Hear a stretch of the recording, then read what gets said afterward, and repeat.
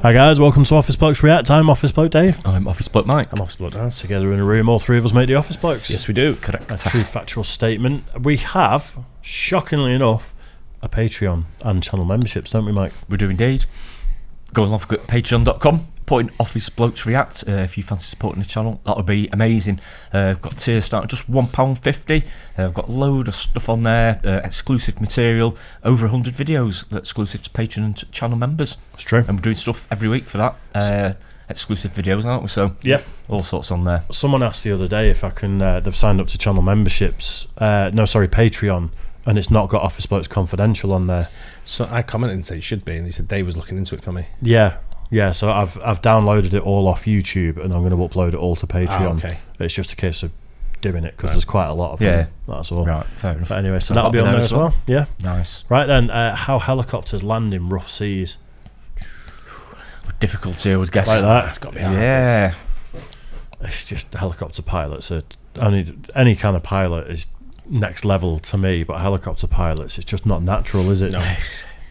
Not on a boat. Landing on a boat can't be easy anyway. No. Even in calm seas. It'd be moving forward, and you're talking side to side, aren't you? Especially in seas like that. I mean, gee, there must be some hell of a movement on it.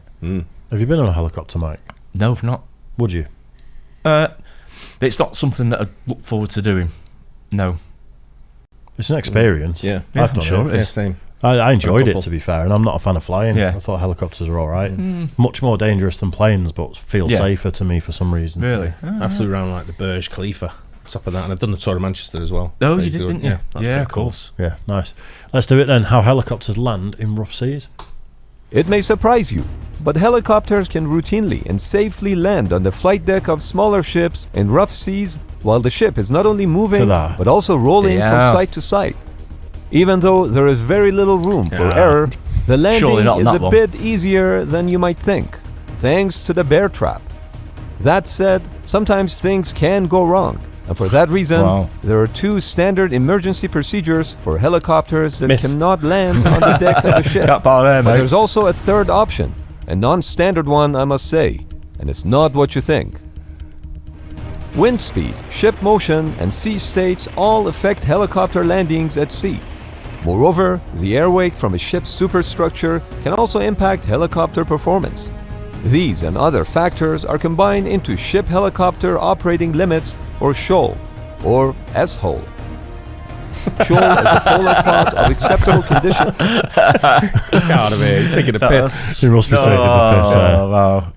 That last one looked too big for the ship, didn't it? Gigantic asshole. Yeah, big asshole. in which performing flight operations is considered safe. Stay within these operating limits and a helicopter should be able to land safely. But back in the day, landing a helicopter in rough seas was considered to be outside of the operating limits and therefore was not a practice. In the mid-1950s, navies were looking to introduce ship-based helicopters for specific missions. But not being able to land those helicopters in high seas put a dent into those plans. That is until the late 1950s and early 1960s, when the Royal Canadian Navy started experimenting with a device that became known as a bear trap. A bear trap is a rectangular device that allows helicopters to depart and land from smaller ships, such as frigates and destroyers, in a wide range of conditions. The invention of bear trap permitted the operation of helicopters on smaller vessels in rough seas, up to sea state 6, allowing them to handle 30 degrees of roll and 9 degrees of pitch during day and night. Following the success of Canadians with the bear trap, other navies, including the Royal Navy and the US Navy, adopted similar technologies. A Canadian bear trap works as follows. A probe is attached to a cable which is lowered from the helicopter to the flight deck. The flight deck crew, then using their bare hands, attach the cable through the center of the bear trap to a winch below the flight deck. The cable is kept under constant tension, which is controlled by an automatic hydraulic system.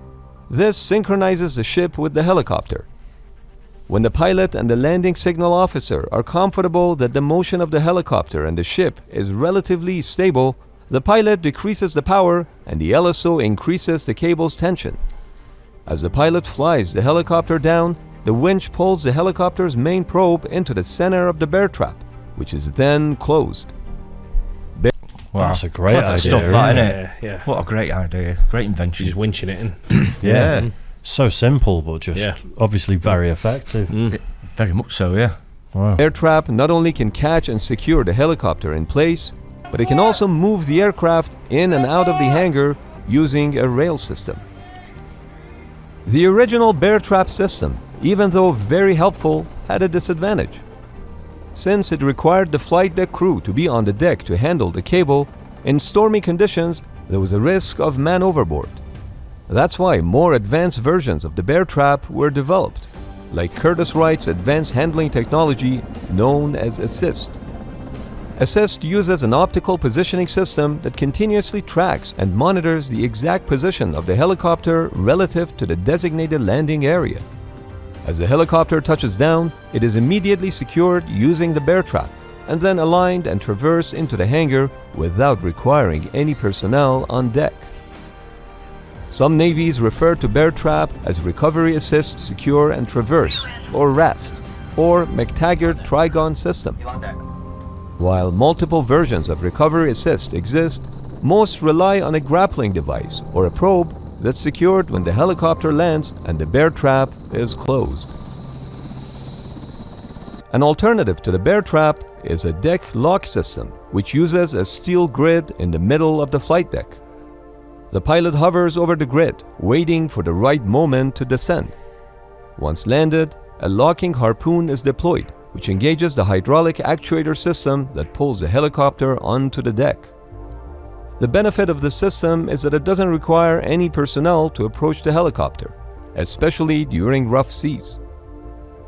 A version of the deck lock system that utilizes a harpoon mechanism was developed in the UK back in the 1970s and was tested on this moving platform. A nice feature of this system is that it can rotate the helicopter 360 degrees, which simplifies handling. For smaller surface combatants that rely on helicopters, bear trap and other similar systems have strategic importance. In 2014, the Japanese government expressed concerns about a French company that sold their system to China. A few years later, in 2017, Japan developed the first system that could automatically land a helicopter on a moving ship. This system relies on GPS navigation to get close to the ship.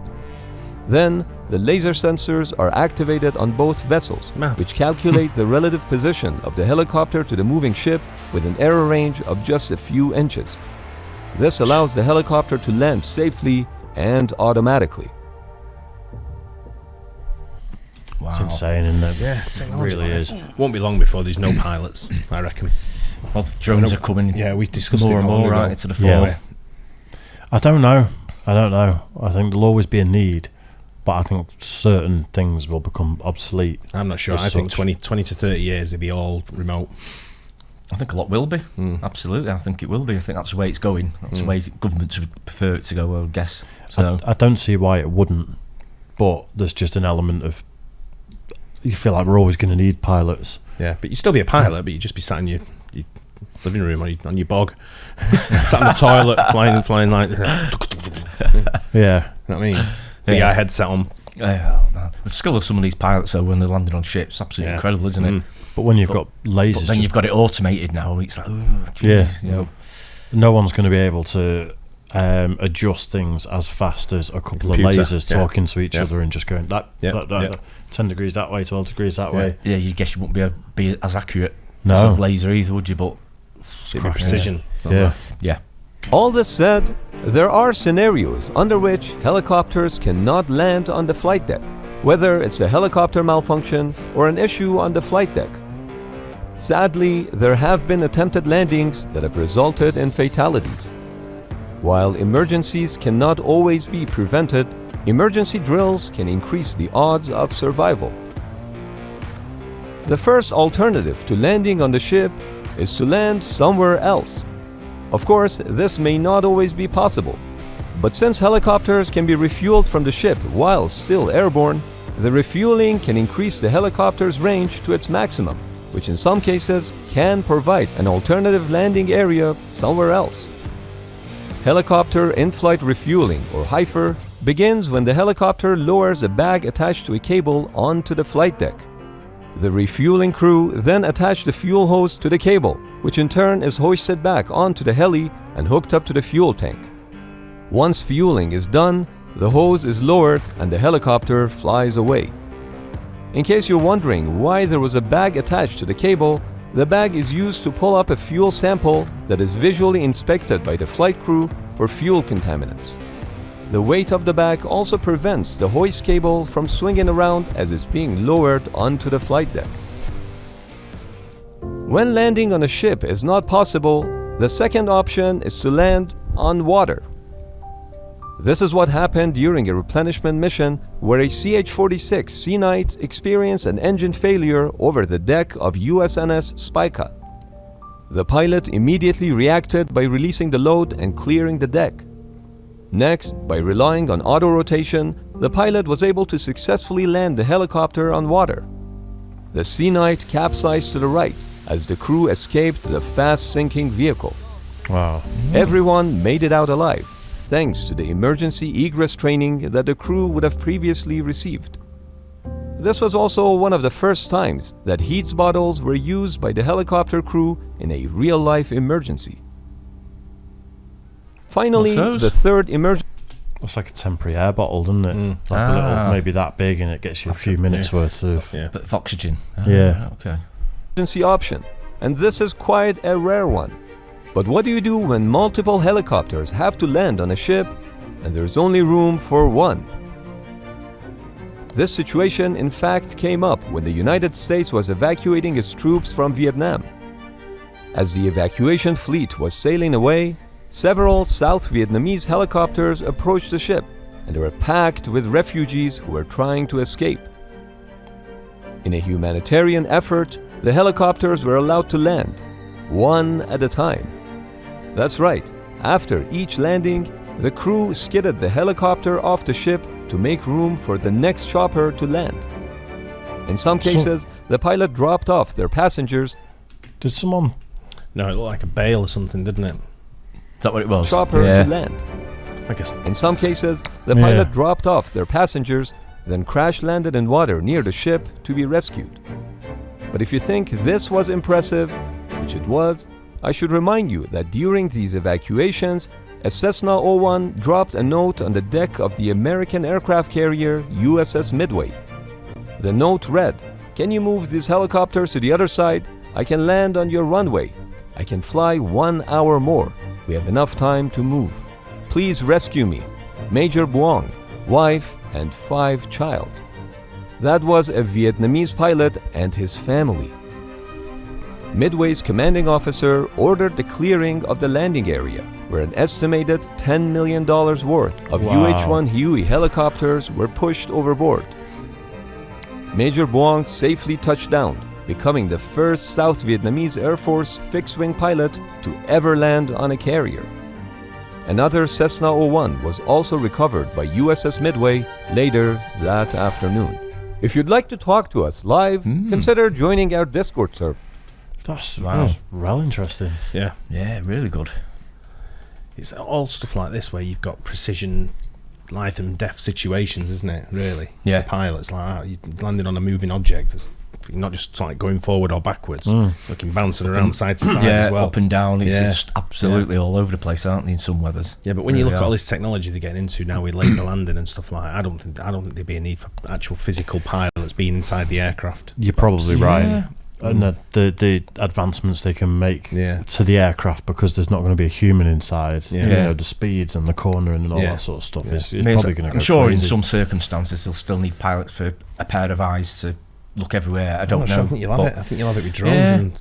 And certainly with drones, because the way drones are going, you think, well, transfer that technology to planes. I think you're probably right. I think we'll more and more use stuff like that, I would guess. Maybe it depends how the systems work, though, because if the pilot's got to land somewhere where they don't have all these laser-guided systems and things like that, you know, the emergency landing somewhere, maybe the automated ones won't be able to do it the same way that a human that can improvise can. But I reckon the automated ones will probably be cheaper to build, but also they'd be able to just destruct. Yeah. So if it went into enemy ground, if it crash landed or someone shot it down, just blow up. Yeah, just just blow destroy it. it. Press a button and blow it up. Yeah, could do. Yeah, It's but crazy. it'd be interesting. If they do go along that route, I mean, what are all the pilots going to do? You know, literally, I know they'll fly them. They'll be flying them still. Yeah, they'll be working behind the controls manually. Yeah, that'd be a big frustration for some pilots as well, wouldn't it? I bet, wanting to get out there in the planes and it'd phase out though, wouldn't it? Yeah. So I suppose so. You just stop training new pilots to actually fly the plane. You'd Yeah, have them, you train train them for like that. Yeah, different type of flying, I suppose, isn't it? But so you get all these people who are on Call of Duty and all that kind of stuff now. They'd be like, I can do that. got a new I'm job. a trained pilot. Probably a trained some drone of them. pilot. Yeah, It's going to be fat nerds instead of cool pilot looking guys and girls. Or greasy hair with eating a pot noodle while they're at war. I know, yeah. Mom! I told you don't come in while I'm fighting at war. I'm fighting the Taliban, Mum. Piss off. I won't be long. Give me 10 minutes. Yeah, wow. Nice. Yeah, that's what they do. Don't come in. Why are you having a wank? No, I'm at war. And having a wank. At the same time. Oh, the visions, really. Anyway, it's good that. Hope you guys enjoyed that too. Don't forget like and subscribe. We'll catch you on the next one. Cheers, guys. Cheers.